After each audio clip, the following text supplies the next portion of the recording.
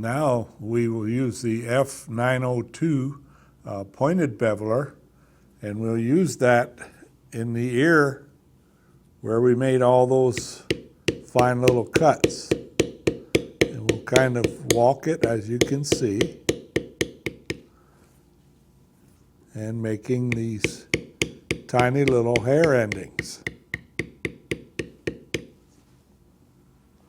We'll do the same thing in the other ear.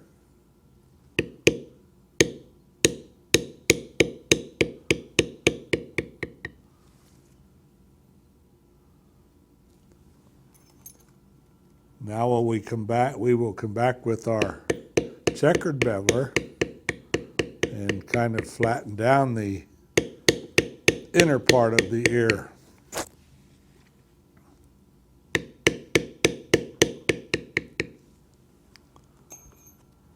And we will use the pointed beveler on the top of the ear.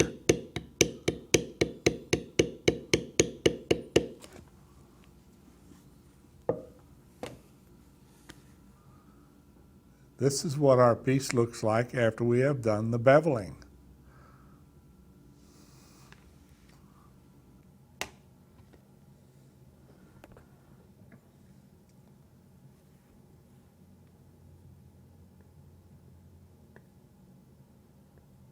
Next, I will use the modeling tool to smooth out some of the beveling and also to add detail.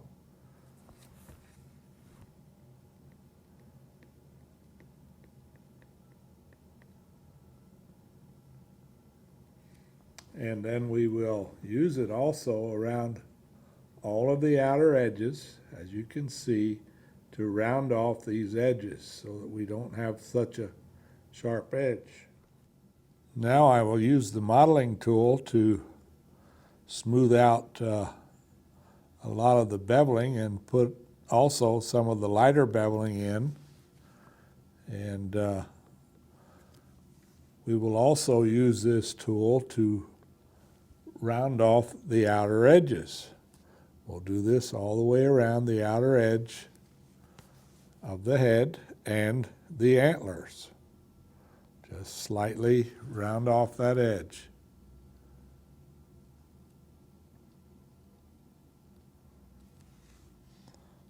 Also on the antlers, we will take the modeling tool and add some texture, as you can see me doing here.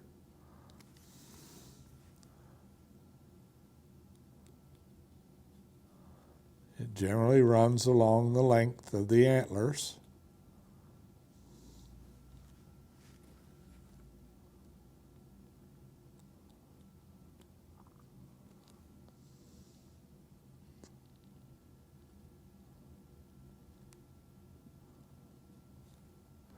And down near where the buttons are, do a little heavier texture.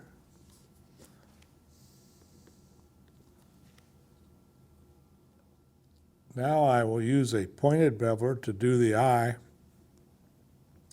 I will hold it upright and just widen the cut a little bit.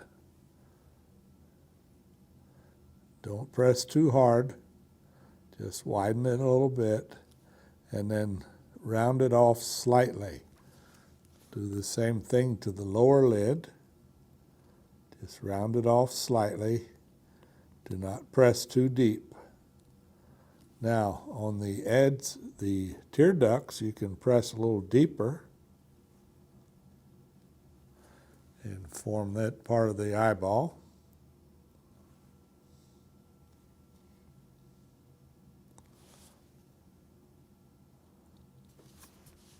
In the case of an eyeball, I'm going to say that less is more. We don't want to press too hard, because if you do, you'll make the eye look like the deer is blind. Now I'll also take the modeler and carefully put a little skin ridge, as you can see.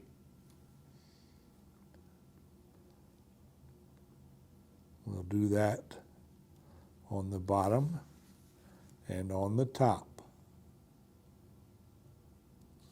very carefully.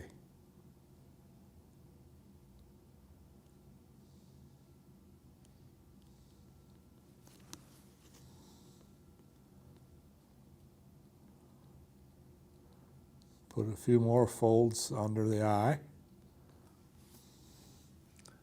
And that's all there is to making an eye. To do the nostril, I'm going to use a number A99 matting tool, which is actually like a very fine beveler. And I will just put it in there and carefully mat down the area within the nostril. And that's all we have to do to that. Here again, less is more. It is now time to do the hair, and to do that, I will use the hair blade. As you can see here now, I will hold the hair blade, as you can see, and I will make short strokes, and I'll make them kind of in a circular motion. And keep in mind the direction of the hair fall will be where it would go if you put some water on top of the deer's head and how the water would run down. So we'll keep the hair going in that direction, and we'll very carefully do these little short strokes in a circular motion. This is how a deer's hair really looks. It's not a real long hair. It's a short hair that lays rather flat on the skin. So we'll just continue this. And everything on the neck, of course, will flow from top to bottom. So we'll just continue making our hair in that direction and doing the short strokes with a circular motion. This will take a few minutes, so take your time. If you make long strokes like this, it won't look right. It'll look like your animal has long hair, and it does not. Please note I am also adding hair to the ear. And again, I'm going in the direction where you could expect the water to fall. From on the head, we'll start up here at the top, and we'll run it down, as you can see, around the eye. Here again, we're still running the tool in a short circle and making short hairs, short strokes. As we come off the top of the head, on this side of the nose over here, our strokes would go in the opposite direction. Now as I come over the bridge of the nose, we'll go in the opposite direction. I will now go back to my swivel knife, and I'll put some rougher hairs in sort of random directions inside of the ear. We'll do that to both of the ears. And this is pretty much all of the work we need to do on the head itself. We will now do the background. To mat the background, I'm going to use the number E294 matting tool, and I will start in the center here, as you can see, and I will very carefully stamp up to where we did the beveling. Now, I will lean the tool a little bit, and also as I stamp with it, I will rotate it. Now, I say lean the tool. I'm only leaning it when I'm up to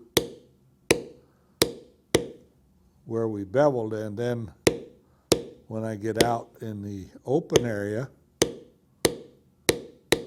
then I'll hold it straight up and down and definitely turn it so that we do not get a pattern. We just want to create texture. Need to be very careful as we get in these little tight areas. And then we can switch to the background tool, number A888, and just carefully go in these tight areas and mat that down.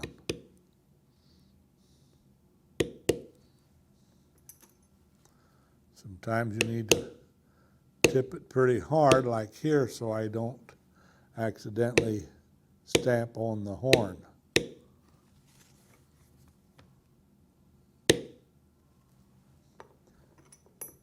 And then we'll come back with the 888 and do these sharp little areas. Now we will continue the same way, all these areas in around the antlers.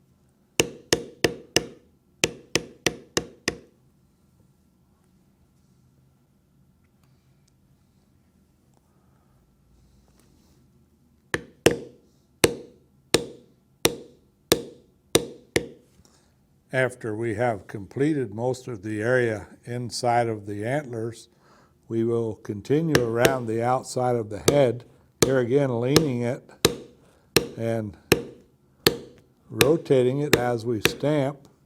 And now we can put in some more texture, and then we'll slowly taper it off.